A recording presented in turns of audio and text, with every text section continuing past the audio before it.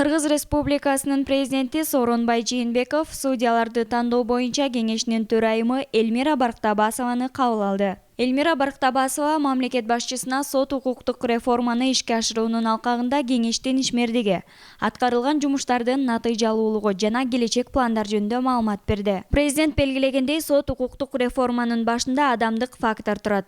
Буга байланыштуу судьялык кызматка бош орундарга талапкерлерди кароодо талапкерлердин кесипкөйлүгүнө гана эмес, алардын адеп ахлагына, ыймандуулугуна да көңүл бурууга чакырды. Президент Сооронбай Жээнбеков катуу талаптар судьяларды тандоо боюнча кеңешинин курамына дагы коюлуп жаткандыгын кошумчалады. Анын ишмердигинин толук ачыктыгын камсыздап, бардык мүмкүн болгон коррупциялык коркунучтарды жокко чыгаруу зарыл.